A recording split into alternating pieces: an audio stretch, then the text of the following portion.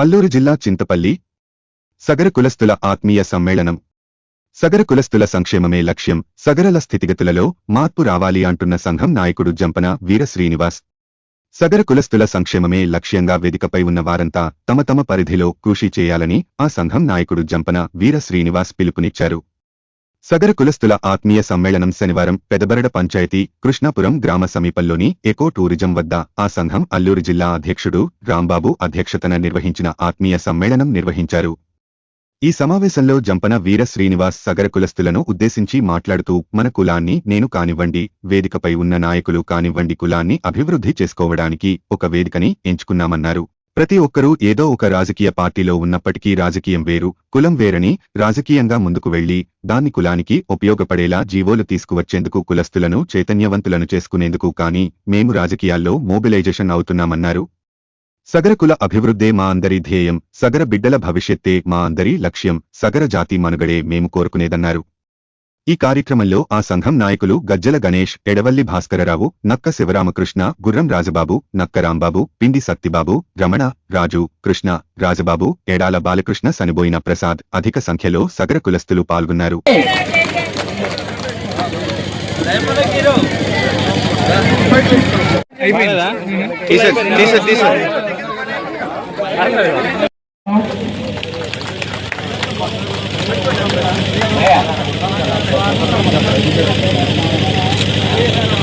అలాగే సార్ మీరు ఒకసారి మన ఎడతల భాస్కర్, ఏ రాజకీయ నాయకుడు చెప్పినా ఒక్కరు వెనకబడి ఉన్నారు, సగర్లు వెనకబడి ఉన్నారు.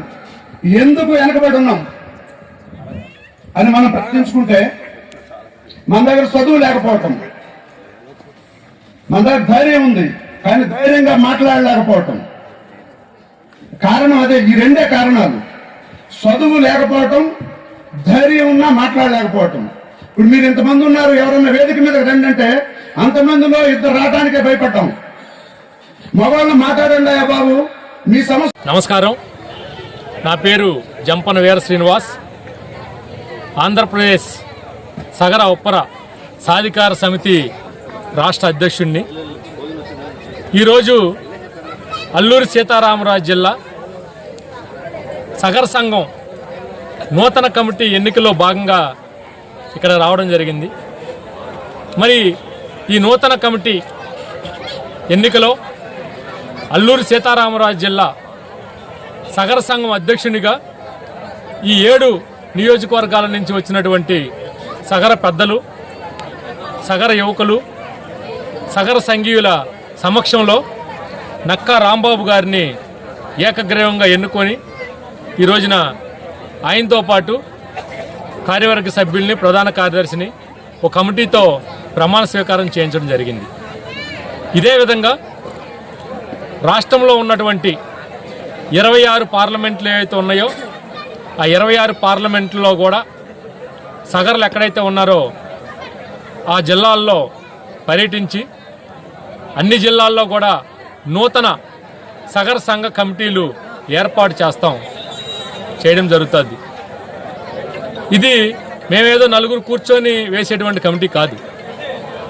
ఏదైతే సగర సంఘీయులు ఉన్నారో ఆ జిల్లాలో వాళ్ళందరి సమ్మతితో, వాళ్ళందరి సమక్షంలో, వారందరి ఆమోదంతో వాళ్ళు ఏకగ్రీవంగా ఎన్నుకొని మాకు ఆ పేరిస్తే ఆ పేరుని మేము ప్రతిపాదించి వాళ్ళతో ఈ యొక్క ప్రమాణ స్వీకార కార్యక్రమం చేయించడం జరుగుతుంది. దీనిలో భాగంగానే విశాఖ జిల్లా గుర్రాల దేవుడు గారు, అలాగే మన నంద్యాల జిల్లా ఉప్పర సురేష్ కుమార్ గారు, ఇలా ఇంకా కొన్ని జిల్లాలు కూడా కమిటీ వేయడం జరిగింది.